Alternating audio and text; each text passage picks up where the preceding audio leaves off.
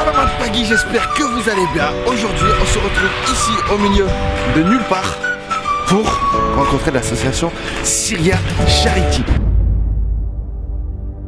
Sur ces images tournées aujourd'hui à l'est de Damas, les humanitaires continuent d'évacuer des civils à la hâte. Et malgré tout, les organisations humanitaires continuent ou essayent de continuer leur travail. C'est le cas notamment de Syria Charity. La caméra qu'Ali a fixée sur sa tête filme le chaos. Les gens sont en train de mourir. Va t'occuper d'eux, je prends le volant. Salam Pagui, j'espère que vous allez bien. Aujourd'hui, nous sommes avec Mohamed Alolewi. Bonjour à tous, que la paix soit sur toute personne qui nous suit sur les réseaux sociaux, sur internet.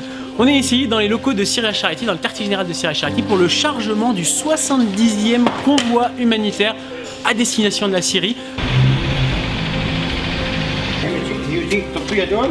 Tout hôpital. On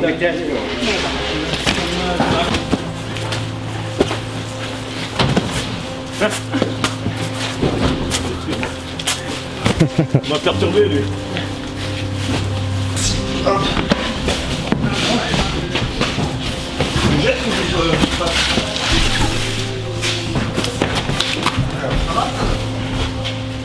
J'ai 33 ans, je suis ingénieur télécommunications et je travaille essentiellement aujourd'hui en tant que consultant, principalement pour les opérateurs télécoms et autres grands groupes qui ont besoin d'accompagnement dans les déploiements de leurs réseaux et infrastructures, réseaux et télécoms. En fait, je suis obligé de faire part de mon ressenti.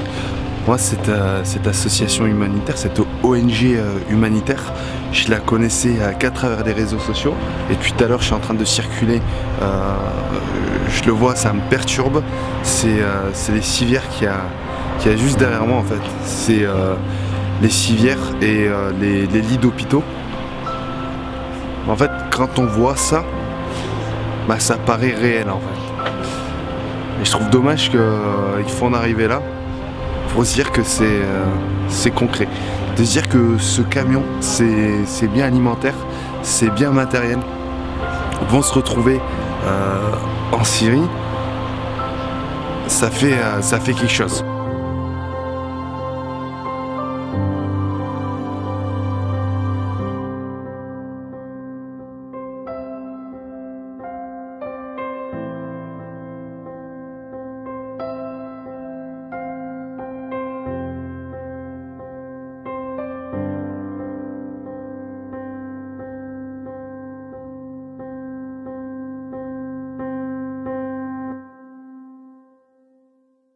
Avant les événements en Syrie, donc moi j'étais un peu comme monsieur tout le monde, donc j'avais mon métier d'ingénieur qui m'occupait et donc j'avais à côté ma vie qui était orchestrée autour du travail, de la maison, du foyer, des loisirs, des vacances, un peu comme n'importe qui. Et effectivement avec le début et l'apparition de la crise humanitaire, de la catastrophe, du drame humanitaire en Syrie, bien sûr, pour nous c'était évident qu'on ne pouvait pas rester les bras croisés et c'est ce qui nous a poussé à s'investir dans cette cause et on a trouvé en nous une force, une volonté qu'on ne soupçonnait pas, qu'on n'imaginait pas. Moi déjà avant, j'arrivais à peine à joindre les bouts entre guillemets entre le travail, la vie personnelle, les loisirs et en plus de ça, si on m'avait dit qu'un jour j'allais me retrouver à la tête d'une ONG qui maintenant aujourd'hui pèse pratiquement 7 millions d'euros de budget avec plus de 400 membres en Syrie, 5 salariés en Turquie, 7 ici en France, des milliers de bénévoles qui nous aident.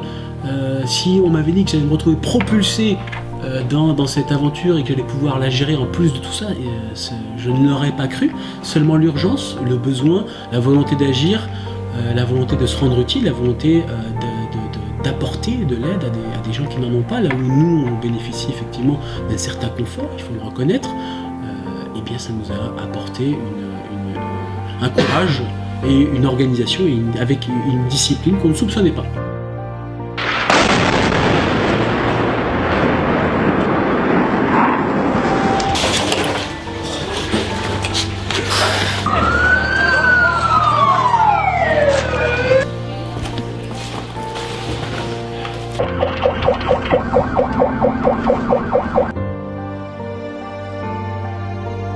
Avec lui, il y a 4 autres familles, une dizaine d'enfants et 3 blessés.